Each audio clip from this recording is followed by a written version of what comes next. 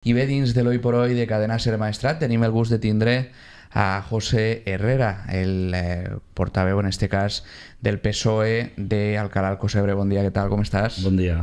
Bueno, és un gust que pugui estar vostè avui aquí amb nosaltres.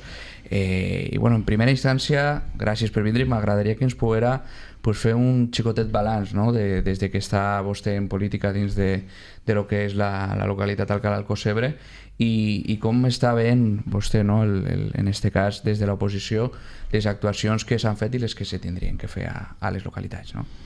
Molt bé. Mira, com bé has dit, soc José Herrera, veí d'Alcalá de Xivert i Alcocebre, representant del Partit Socialista d'Alcalá de Xivert, Alcocebre, i primer que res voldria donar el pèsame i ànims a totes les famílies afectades per la Dana. Dir-vos des de que soc regidor, ja que abans no estava en política, en este cas a l'oposició, m'ha servit per veure com va l'engranatge i el funcionament de l'Ajuntament. La qüestió és que des de que estic com a representant del PSOE, l'Ajuntament d'Alcalá de Xivert d'Alcocebre, governat pel PP, ha passat de tindre un remanent d'1 milió d'euros al 2022 a estar en negatiu al 2023. Baix el meu punt de vista, o el nostre punt de vista, els que fan la feina són els tècnics i els polítics de turno destinen els diners en el que creuen oportú. Però sí ve la qüestió. S'han malgastat molts diners en coses no prioritàries, com el bulevard. I al mateix temps no es vigila el gasto, és a dir, no es controla si es fa la feina o no en diverses activitats com per exemple la limpiesa. És molt fàcil pagar amb diners del poble i no controlar si paguem de més o no. Recordem que estem en números rojos i ara tenen que recuperar la mala gestió que han fet durant estos anys últims i per tant ens toca pagar als veïns. Per exemple, han apujat l'IBI un 13%, s'han apujat els impostos a les terrasses hosteleres, etc. Però el graciós de tot això és que si sabien que els números no eixien o anaven negatiu, per què només entrar en esta nova legislatura l'equip de govern se va pujar els jornals? Per què segueixen fent la vista gorda a empreses o persones que treballen sense llicència? Perquè també és una forma de recaudar. Per què pressuposten una partida de 35.000 euros de publicitat i després gasten 107.000 euros al 2023?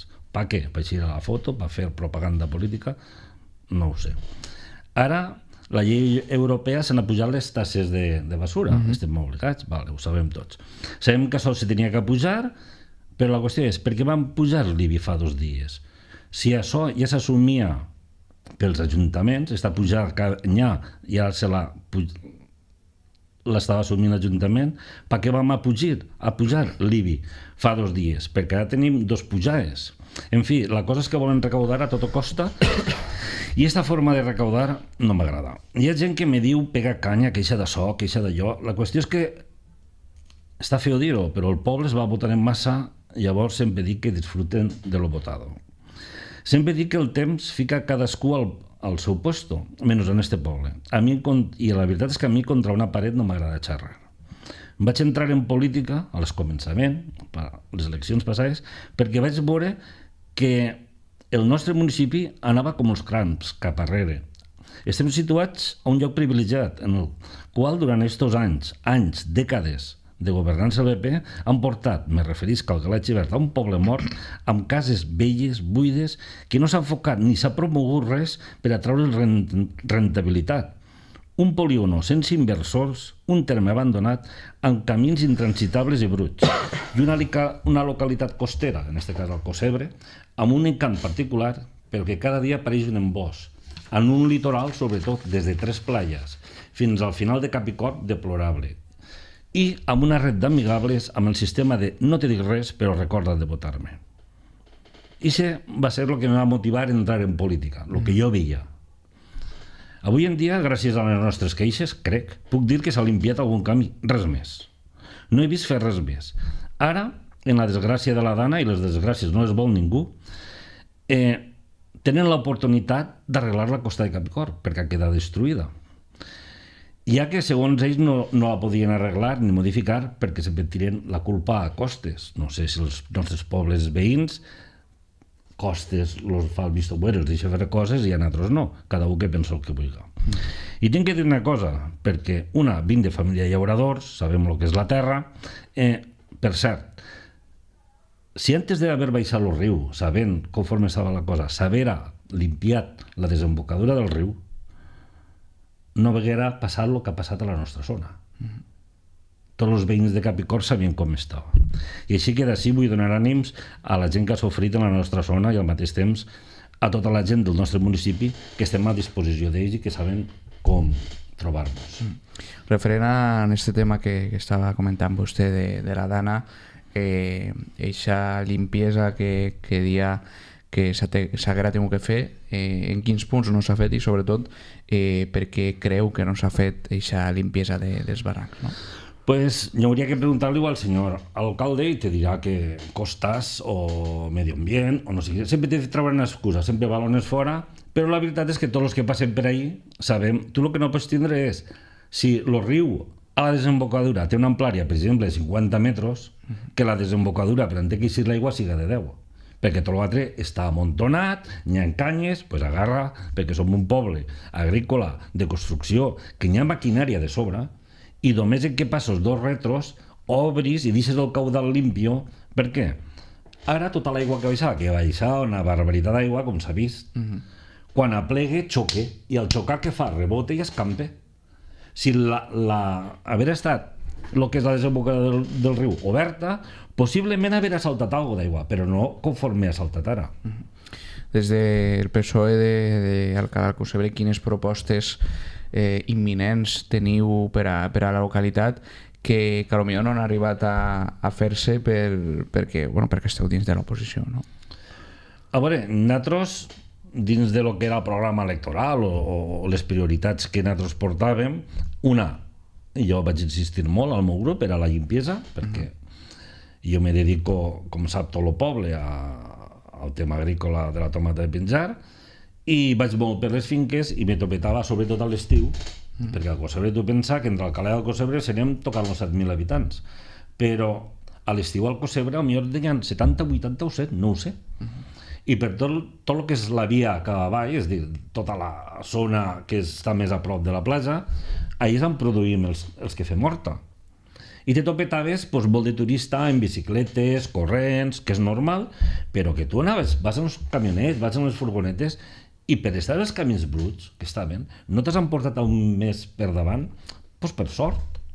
Doncs una prioritat nostra era la limpiesa de camins, i la segona prioritat que vam demanar, que volíem, era arreglar el que és el litoral d'Alcocebre.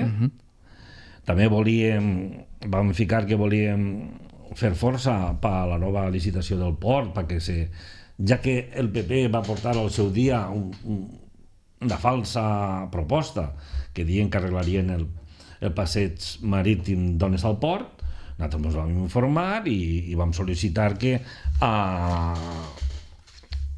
diguéssim que a la segona licitació van donar el plec de condicions que el port exigiria al nou concessionari, és a dir, l'adequació d'un passeig pavimentat, accessibilitat, il·luminació mobiliària, integració artística en ximeners, etc.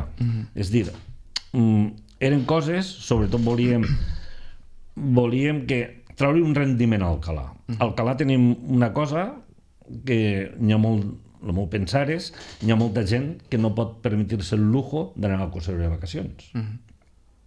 Perquè al final la gent que ve fa gasto i se crea una cadena. Però és tan fàcil com publicitar a Alcalá com dir, oye, a 5 minutos de la playa tienes una vivienda de alquiler por tanto, en uns preus molt més assequibles. Què passa? Que tu vas a Alcalá i tots són cases velles que no s'han promocionat, ni s'ha fet força, ni s'ha parlat per intentar reformar-les, per intentar agarrar a un altre tipus de gent, o inclús per fer vivienda social. No. Te trobes en el problema que ve l'estiu, Alcocebre crea molta feina, però molta gent no pot vindre a treballar perquè no se pot hospedar. És a dir, un treballador no pot pagar 1.500 euros de lloguer. Hi ha qui te cobra la setmana, però si això és el que cobraré de jornal. Entonces, si tenim un desfase que per sort se podria solucionar, faries créixer més el poble d'Alcalá, perquè faria de dormitori, inclús vindria gent de fora que els agradaria al poble i es quedaria a viure, i faria una cadena que que diguéssim que s'augmenta un consum, és una roda. Entonces per l'economia local aniria molt bé. Fa poc es va celebrar la Fira de la Tomata, no? Com a persona agricultora, com a persona que se dedica al canvi, a part també a la política, com has vist aquest any la Fira de la Tomata, si realment ha sigut fidel, no? al com sempre se fia, no? Recalcant i fer molt d'incís en l'agricultura, no? Doncs mira, has tocat un tema que no l'havia tret jo, però ja que el traus te'l diré. A banda d'estar així, jo soc el president de l'Associació de Productors i Comercialitzadors de la Tomata de Pinjar. Esta fira, des de que se fa, com que no hi ha hagut feeling, a l'associació se l'ha de negar, se l'ha matxacar, no els han dit mai, si volem dir dos paraules, res de res. Però tinc que dir que aquesta fira se fa perquè al seu dia, no estava ni el PP, massi fa anys d'això, era un concejal, no sé si del Bloc o Compromís, que es deia Ximo Pitarch, allà al Calà.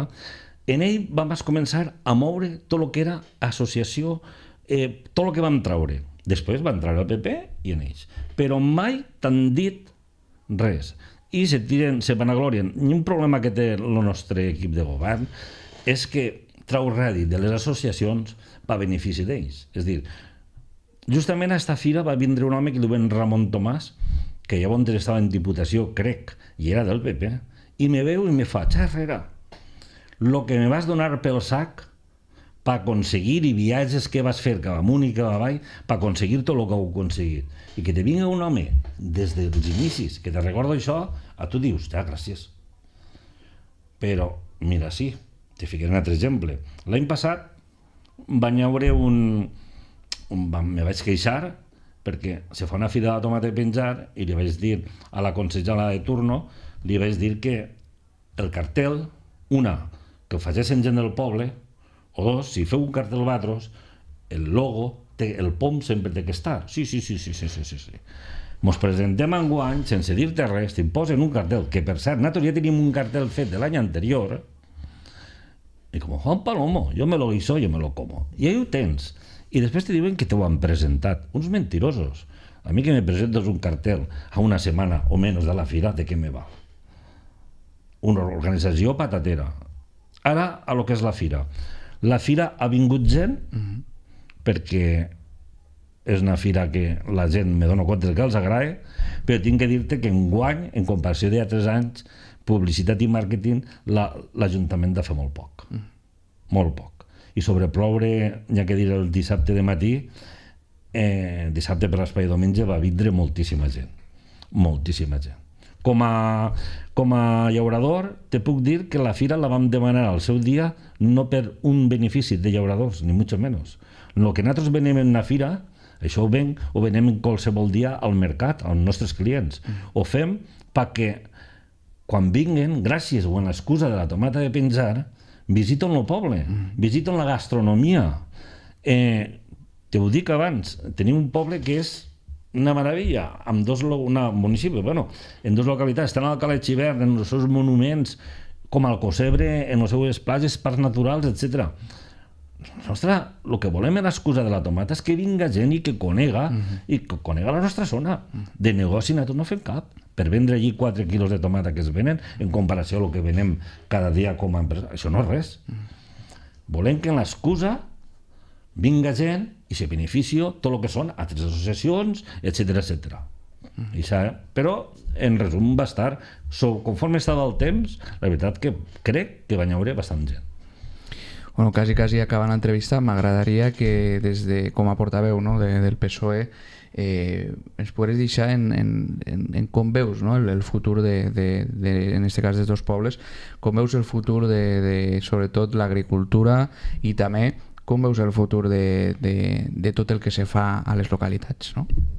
Bueno, en tema d'agricultura, la veritat és que no depèn del poble en si, depèn dels mercats, depèn de la conjuntura que hi ha actualment. Des dels que tenen amelers, garrofes, oliveres, els preus se tindrien que pagar més, perquè si no el que produeixes no cobreixes gastos. Els que fem tomata mos salvem, Però tenim en contra, ara, per exemple, te fico un exemple personal, l'última plantació que jo tenia, que havia 30.000 plantes, les pluges la van fer papilla.